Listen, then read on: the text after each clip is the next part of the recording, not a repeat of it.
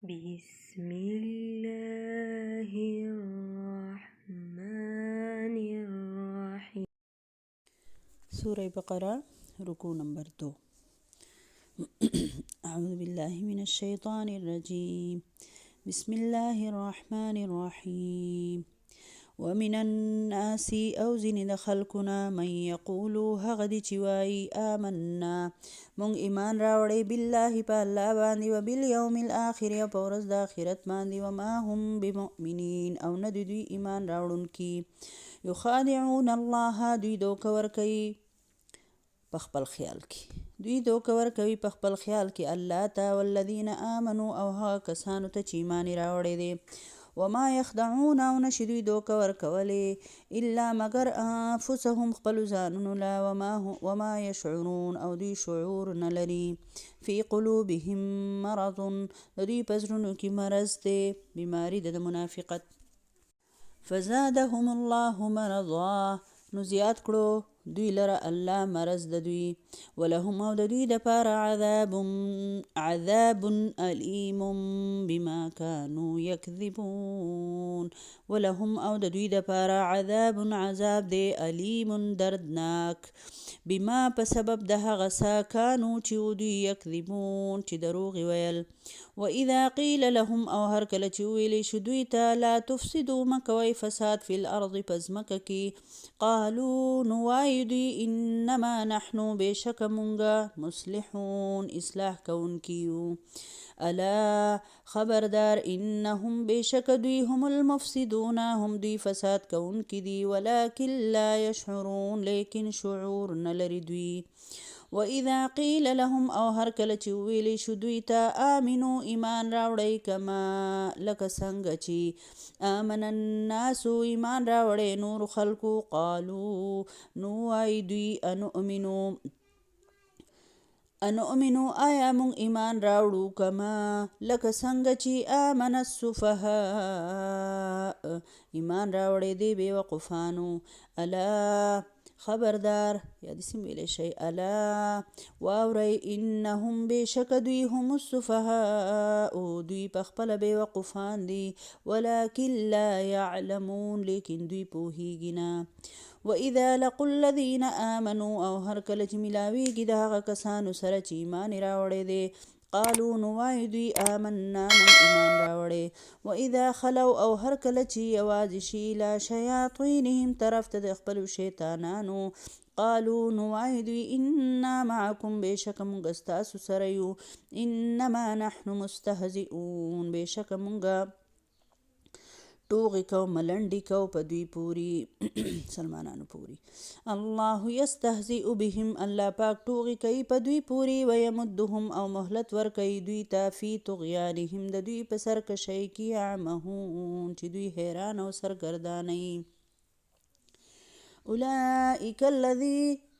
اولئک الذین دا هغه کسان دي اشتروا الضلالة چې دوی اغستی د ګمراهي بالهدى په بدله د هدایت کې فما ربحت پس نه دی کامیاب تجارت د دوی وما كانوا مهتدین او نه دی دوی هدایت موندونکي مثلهم مثال د دوی کمثل الذي په مثال د هغه کس دی استوقد نارا چې بلی کو ور فلما پس هر کله چې اضاءت روخانه شي یعنی روخانه کړل دی اور ما حوله خواوشاده غزی ذهب الله نو واغستو الله پاک بنورهم د دوی نه دا نور د دوی نه دا لیدو طاقت وترکهم او پرې ښودلې دوی فی ظلمات لا یبصرون په تیارو کې چې دوی ته هیڅ په نظر نه راځي صم بکم عمی فهم لا یرجعون صم کاڼه دي بکمن چاړاګان دي عمیون ړانده دي فهم لا یرجعون پس دوی نه راواپس کیږي او یا د دوی مثال کصیب پشان صیب د تیز باران دی او یا مثال د دوی کصیب پشان د تیز باران دی من السماء د اسمان نه چې وریږي د اسمان نه فیه پدې کې ظلمات تیاری وي ورعد او تندر وي وبرق او برېښنا وي یجعلون چې ورکوي دوی اصابعهم خپلې ګوتې فی آذانهم په غوږونو خپلو کې من الصواعق د وجې د تندر نه د ګړزهرې نه، حذر الموت او د مرګ د یرې نه، والله او الله پاک محیط بالکافرین احاطه کوونکی دی، په ګیره کې اغستونکی دی کافرانو لره. یکاد البرق نږدې ده چې دا برېښنا یخطفو تختی ابصارهم نظر د سترګو د دوی، کلما کله چې اضاء لهم رڼا شي دوی ته مشو فیه نو روان شي په دې کې، و اذا اظلم او هر کله چې تیاره شي علیهم په دوی باندې قامو نو ودرېږي دوی. ولو شاء الله کچری غوښتلی الله پاک لذهب نو اغستی به وي بسمعهم د اورېدو طاقت د دوی و ابصارهم او لیدل د دوی. ان الله بشک الله پاک علی کل شیء په هر څیز باندې قدیر قدرت لرلو واله دی. اوس په دې رکوع کې الله رب العالمین فرمایي چې د دې منافقانو نه د دې خلکو نه د مدینې د دې خلکو نه ځینې خلک دي چې هغوی موږ په الله ایمان راوړی په ورځ د آخرت، خو دوی ایمان راوړونکي نه دي. الله فرمایي دوی الله له دوکه ورکوي، په خپل سوچ کې دوی وایي چې موږ الله له دوکه ورکړله او مؤمنانو له هم دوکه ورکړه. لکه دوی دا خیال دی چې مسلمانان خبر نه دي او موږ په زړه نه خو موږ د یهودو او د کفارو سره ملګري یو او په ظاهر هم دوی دوکه کړي وایي چې دوی ایمان راوړی دی، دا زموږ ملګري دي، موږ د دوی ملګري نه یو. الله فرمایي دوی الله له دوکه نشي ورکولی، دوی په اصل کې خپل ځان له دوکه ورکړي ده، ځکه چې دوی کې د منافقت مرض دی او د منافقت کار په دنیا کې هم نقصانی دی او په آخرت کې هم نقصانی دی. منافقت همیشه په دنیا کې هم د ټول عمر دپاره نه چلیږي، اخر ښکاره شي. نو چې کله د یو منافق سړي منافقت په دنیا کې ښکاره شي نو تاسو ووایئ د هغه حالت څه شي، د هر چا په نظر کې سپک شي، هغه وغورځېږي. الله دې موږ ټول په امان کې که هغه وړه خبره یې او که لویه خبره یې که نه. الله فرمایي چې ما دوی له وخت ورکړی دی نو د دوی دا منافقت زیات شو، ځکه چې ډایرک خو د دوی منافقت چاته نه ښکاره کېږي. نو منافق سړی څوک حدیث کې نبی صلی الله علیه وسلم په یو حدیث کې 3 او په یو کې 4 نښې ښوولي دي د منافق. الله دې موږ ټول په امان کې. او داسې ناشنا نښې نه دي واورئ. اول د منافقت وړاندبۍ نښه دا ده چې کله خبره کوي نو دروغ وایي، ټول خپل ځان ته سوچ وکړئ، د عمل نه دروغ وایئ که په ژبه دروغ وایئ، څه حالت هم دی. دروغجن خو نه یو که نه، چېرته منافقت تق خو راپکې نه دي که نه. دویمه نښه دا ده چې امانت سره کېښودی شي خیانت کوي، که خبره چاته وکړي چې دا به چاته نه رسي او دی وایي بل ته وایي ګورې چاته ونه ماتوي، چاته به یې نه وي خو زه تا ته ویمه او چې ته یې چاته ونه کېښه، دا خبره امانت ده، مشوره امانت ده. څه څیز د سره چا کېښودو امانت دی. او د الله امانتونه دا سترګې غوږونه لاس خپې طاقتونه مال بچي دا ټول خو د الله امانتونه دي که نه. نو منافق سړی دا د الله په رضا کې نه استعمالوي. ټیک شو؟ نو دې ته خیال کوئ. دویمه نښه یې څه ده؟ امانت خیانت. دریمه نښه یې ده د وعدې خیال نه ساتي، وعده کوي او ستا خلاف ورزي کوي. الله دې موږ ټول د وعدې خلاف ورزۍ نه په امان کې. نن سبا ير ډېر زیات دي نو ځکه انشاءالله خامخا وایي په خبره کې که نه چې چېرته کلکه وعده مه کوئ چې وکوئ نو بیا یې خامخا پوره کوئ، ښه که نه خدای مکه د منافقت په دغه کې به راغلي یو. او د الله سره هم وعده کړې ده چې الله ستا نه سیوا بل معبود نشته دی، بیا د الله نه سیوا د بل چا نه غوښتنې مه کوه، تمه او لالچونه مه کوه. او څلورمه نښه یې دا ده چې قار او غصه وله ورشي نو کنځل او خیرې کوي، وایي زما خویندو څه حالات هم دي، خپلو بچو ته څونه وینا کوئ، کنځل او خیرې کوئ که نه کوئ نو دا به د ځان نه وباسو. کومه نښه چې د پکې دا د ځان نه وباسئ. ټیک ده؟ نو بیا الله رب العالمین فرمایي د دې منافقینو دپاره دردناک عذاب دی ځکه چې دوی دروغجن دي. الله دې موږ ټول د هر قسم دروغ نه په امان کې، عملي او قولي. او الله پاک دې موږ صادقه مسلمانان جوړ کړي. په دې قرآن سره دې الله زموږ اصلاح وکړي.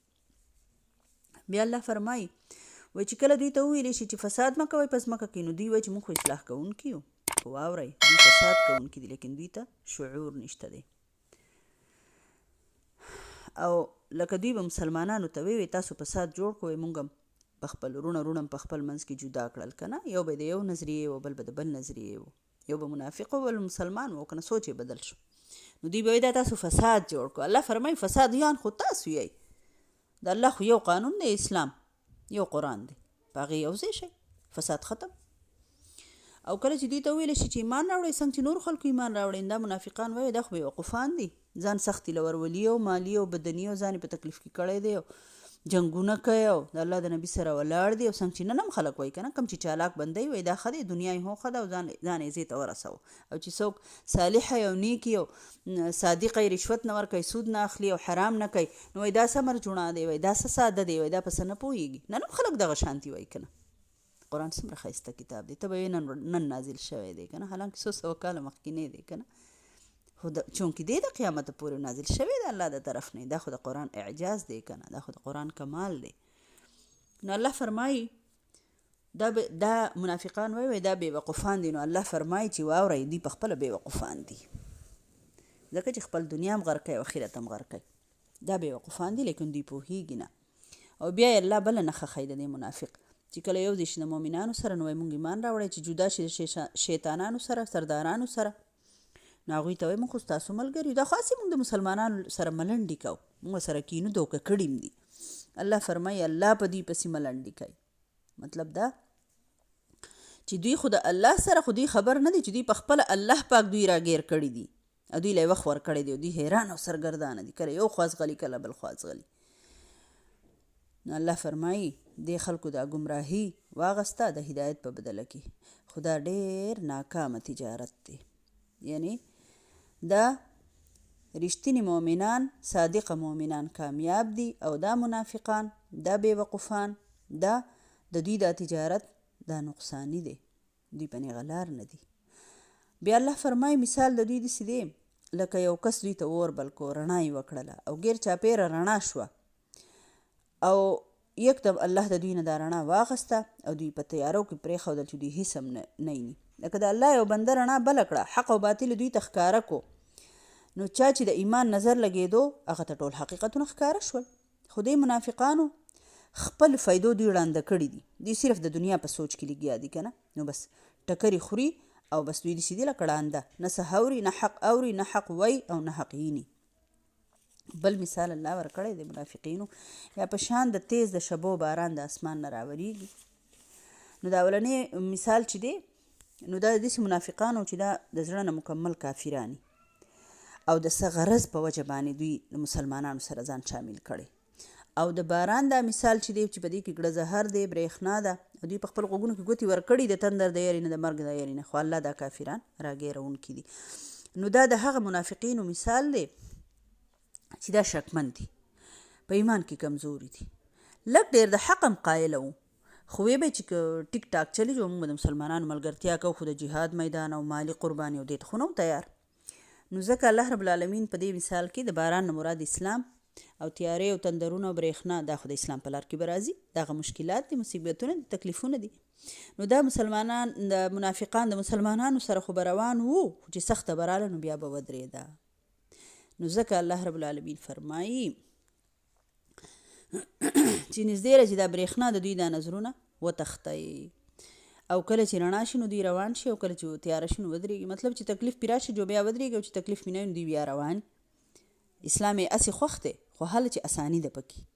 نو الله دې موږ ټول په امان کې که سوچ وکړئ نن سبا مسلمان داسې شوی دی چې حالت پې د ازمایښونو راځي د اسلام په لار کې تکلیف یا قدم اوچتولي یا حقه خبره کولی نو بیا ورته نه جوړ او که څوک ورته غږ نه کوي او صرف عام مونځ او داسې یو وظیفه جو هغه خو اسان کار دی ځان له به یې کومه نو انفرادي مسلمانان خو اجتماعي مسلمانان نه یو. نظام د اسلام نه راولو د هغې دپاره قرباني نه ورکو د هغې دپاره د جهاد میدان ته نه راوځو ټیک ده که نه چا ته خبر هم نه کوم وایي په خپل کار وکړئ نه شم خپل خبرې دی. نه الله دې زموږ مضبوط ایمانونه نصیب کړي چېرته د منافقت په ډله کې رانه شو که نه الله دې موږ ټول د منافقت نه په امان کړي. ان الله على كل شيء قدير الله په هر څه باندې قادر دی. صدق الله العظیم.